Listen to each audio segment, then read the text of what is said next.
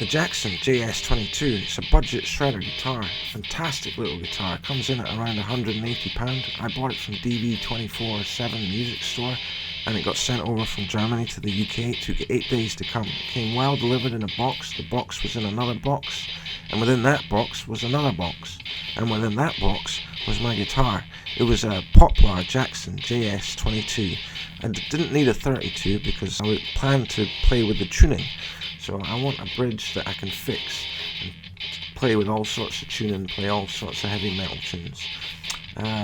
It's not a mahogany body. I didn't go for the mahogany finish, which is the plain oiled finish. I went for the Poplar just because that's the painted version and I wanted the guitar to jump out in the surroundings of my living room, and boy does this guitar jump out. It's got two high output humbucking Jackson pickups that sound very Metallica-like. The neck is graphite reinforced, so it's very strong, it's very flat, it's very straight. The frets, done very well. Nice, rounded over, very smooth, very fast. I've never played a neck quite as fast as this. I understand why people now choose these sort of guitars when shredding. Comes with a whammy bar, should you want to use it. Also came with the various certificates and checklists from the music store. The headstock is gloss. On a lot of the other js22 models it's matte. I managed to get the gloss one on this white model. Comes with the tuners. The tuners are nothing to write home about. They work. What else can I say? Comes with a plastic nut, which is the only downside to this guitar. The fretboard, I still need to give it a little oil.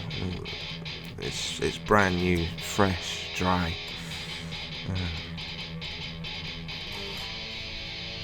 All the inlays were in. There was no problem with the inlays, no problem with the binding.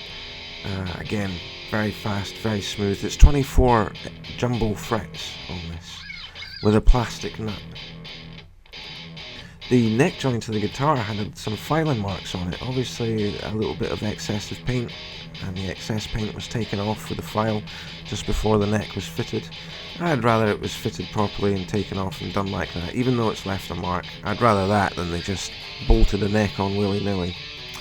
The back of the guitar has a fat steel block on the back, which was a surprise to me, so that was nice to see.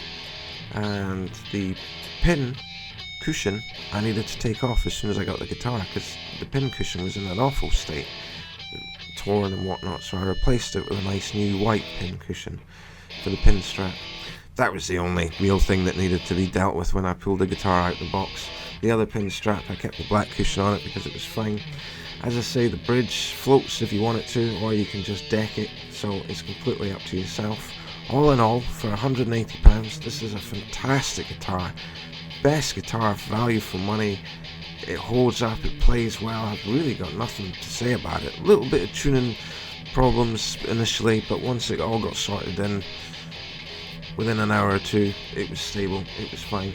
9.2 out of 10. If it wasn't for the plastic nut, I'd have given this guitar a 10 out of 10. For a guitar that's under $200, £200, this is fantastic, well worth it. Look forward to many years ahead playing this guitar, and I thoroughly recommend you get this guitar if you want a budget shredder.